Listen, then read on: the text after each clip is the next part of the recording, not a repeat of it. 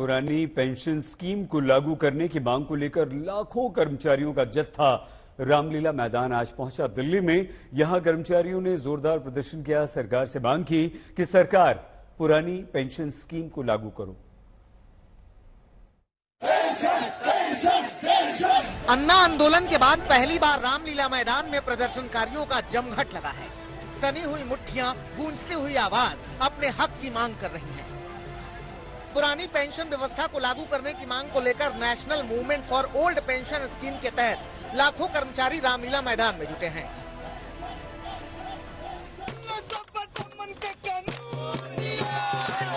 कर्मचारी संगठन दिल्ली के ऐतिहासिक रामलीला मैदान में सरकार के खिलाफ विरोध प्रदर्शन कर रहे हैं। इस रैली को पेंशन शंखनाद महारैली का नाम दिया गया है। इस रैली को देश के किसान और अन्य मजदूर संगठनों ने भी अपना समर्थन दिया है। आप तो सबका साथ, सबका विकास, सबका विश्वास की बात करते हैं सर, तो हमारी मांग है कि हम भी देश के लोग हैं, हमें भी जीने का अधिकार भारत के संविधान ने दिया है सर। तो हमारी मांग ये है कि आप जल्द से जल्द देश के कर्मचारियों को, पूरे कर्मचारियों को पुरानी पेंशन बहाल करें सर। आने वाले समय में भी और इससे ज्यादा तेज आंदोलन होने वाला है। अगर केंद्र सरकार ने पुरानी पेंशन बहाल कर दी तो किसी भी स्टेट पर आंदोलन करने की जरूरत नहीं पड़ेगी। हमारी लड़ाई जो है, हमें ओल्ड पेंशन चाहिए। संविधान बोलता है कि ओल्ड पेंशन जो है हमारे हक है। कोर्ट ने भी, सर्वोच्च न्यायालय ने भी इसको माना है कि ये हमारी हक की लड़ाई है, कोई भीख नहीं है। सभी ओल्ड पेंशन जो है वो हमारा अधिकार है, तो वही हमारी अधिकार की लड़ाई हम लड़ रहे हैं। आपको बताते हैं कि प्रदर्शनकारी आखिर सरकार से चाहते क्या हैं।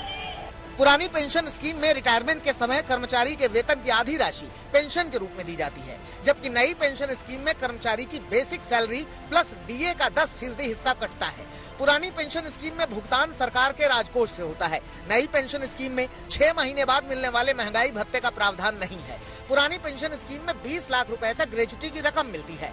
नई पेंशन स्कीम में रिटायरमेंट के बाद निश्चित पेंशन की गारंटी नहीं होती। पुरानी पेंशन स्कीम में रिटायर्ड कर्मचारी की मृत्यु होने पर उसके परिजनों को पेंशन की राशि मिलती है।